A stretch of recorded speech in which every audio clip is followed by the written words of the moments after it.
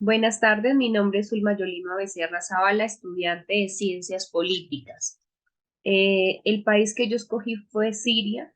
De acuerdo a los conocimientos adquiridos, las fuentes primarias del derecho internacional, los acuerdos y los tratados son acuerdos de voluntades entre dos o más sujetos del derecho internacional público. Tiene como finalidad crear, modificar o extinguir obligaciones entre estados como tal sujetos del derecho internacional público. El derecho internacional público tiene como propósito de crear o transferir derecho u obligaciones. Pueden ser bilaterales o multilaterales. Como norma, regula la celebración de tratados internacionales como la Convención de Viena, el derecho de los tratados en 1969. La ONU ha creado un organismo denominado la Comisión del Derecho Internacional que tiene como objeto codificar la costumbre internacional.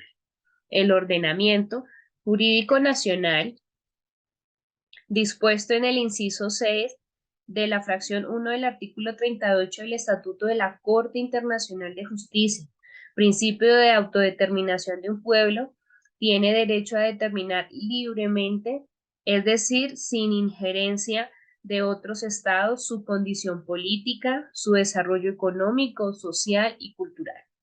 Principios generales de los derechos son fundamentales y son reconocidos por los derechos internos de la mayoría de los estados. De lo anterior, no aplica absolutamente para nada en el país escogido como es Siria, porque siempre ha estado en conflicto y siempre se están vulnerando los derechos de las personas. Siria, Amnistía Internacional 2021-2022, conflictos cometidos, impunidad, violaciones graves del derecho internacional humanitario. Siria es un país que tiene como influencia universal por su ubicación geográfica y por su legado histórico, fusión de varias culturas como la helena, la romana, bizantina, otomana, islámica, lo que se denomina la cuna de las civilizaciones. Su ubicación es posición estratégica en rutas comerciales y se convirtió en el lugar de encuentro para diferentes culturas. Siria cuenta con seis sitios declarados Patrimonio de la Humanidad, actualmente amenazada por la guerra civil desatada en el país a principios del 2011. Las partes en conflicto siguen cometiendo con impunidad violaciones graves del derecho internacional humanitario, incluidos crímenes de guerra, crímenes de lesa humanidad y otros abusos fragantes contra los derechos humanos. Las fuerzas gubernamentales llevaron a cabo ataques aéreos, bombardeos directos contra la población e infraestructuras civiles, hospitales y gasolineras.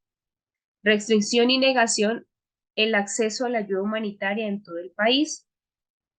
Las fuerzas de inseguridad sometieron arbitrariamente a detención ilegítima, tortura y otros malos tratos y desaparición forzada a personas refugiadas que regresaban a su hogar. Las autoridades gubernamentales continuaron deteniendo arbitrariamente a decenas de miles de personas en las que había participantes en acciones pacíficas, personal de ayuda humanitaria, profesionales de la abogacía y periodistas, que en muchos casos eran objeto de desaparición forzada. El 12 de abril del 2021, la organización prohibió las armas químicas, informó que el gobierno de Siria había atacado con cloro la ciudad de Sarakib en la gobernación de Idlib en el 2018. El 26 de mayo, Bashar al-Assad fue elegido presidente para cuarto mandato en unos comicios en los que solo se permitió votar a las personas que vivían en las zonas controladas por el gobierno. En junio, las hostilidades entre el gobierno apoyado por Rusia y Ayad Tahrir al-Sham se intensificaron en la gobernación de Idlib y en la zona rural de la gobernación de Alepo cuando las fuerzas gubernamentales intentaron recuperar el control de las autopistas M4 y M5. En julio del 2021, Israel siguió llevando a cabo ataques aéreos contra fuerzas del gobierno sirio e iraníes y Hezbollah en Siria. Los derechos se han vulnerado todo el tiempo. Factores como la corrupción, la devaluación de la moneda nacional y las medidas contra la COVID-19 incrementaron la inseguridad alimentaria y la pobreza. Los derechos vulnerados en esta población son derecho a la libre expresión, derecho a la salud, derecho de las personas refugiadas y desplazadas internamente, derecho a la verdad, a la justicia y reparación y el derecho a la pena de muerte.